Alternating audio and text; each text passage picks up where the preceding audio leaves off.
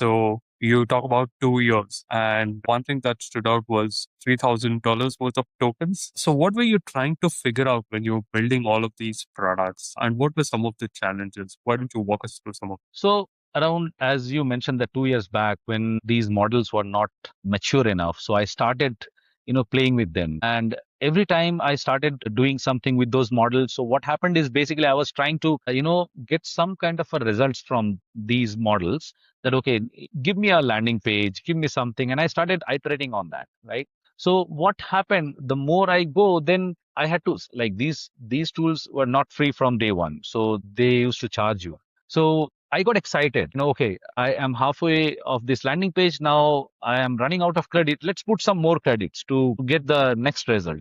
Even that time, I was trying to build a whole application, which is basically a AI powered form generation. Like, you will just in your natural language, you will tell that, okay, I need a form for my birthday party, and I want to send this form to the people who wanted to attend my birthday party. So that form will automatically have fields and all, and then it will generate that link for me. So that time I learned a lot of things, and I burned a lot of dollars also. But the main part is, see, because there is no playbook right now, that this is how the structure will be, and every time these models are changing, their capabilities are changing. So until as you don't do the hands-on, then you cannot actually come up with this right kind of output. So what happened is $3,000, almost $3,000, actually helped me to understand how to structure your project, what exactly you have to, do the groundwork even before hitting the build option, or even before, hitting that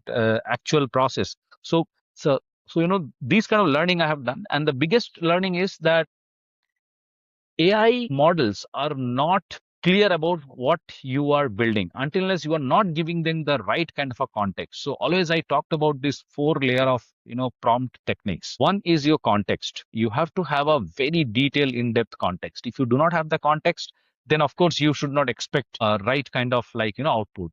Then second layer is basically your constraints and your quality bar, that what kind of constraint there should be, what kind of quality bar you are looking for. You cannot say that, hey, there is a meme, right? Hey, ChatGPT, make me rich and big, without any work. So this is something vague, like there is no context. However, this is like a joke, but the same thing in your application design also. If you are asking that, okay, give me a beautiful design, these models have no idea what is beautiful. You have to set that quality bar. You have to set that test. And the third layer is basically you have to scope it out, that, okay, I need these, but I need this in these stages. The scope, you have to be very clearly defined. Fourth layer is also your output format. If you don't know what output format you are looking for, then what will happen is these models will generate based on their current understanding. So you have to be very clear that what kind of output format you need. Suppose, for an example, what I learned, that before even building anything, if I am building a certain small application, I need to know that how my user flow, how my user process, like how my user flow will be from one screen to another screen. Now, if you look at it manually, if we want to do, then what happened? I need to design that diagram. I need to do this manual diagram drawing, and then I need to create the user flow.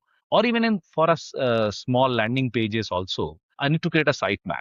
But now I can actually design that sitemap without even opening Figma or anything.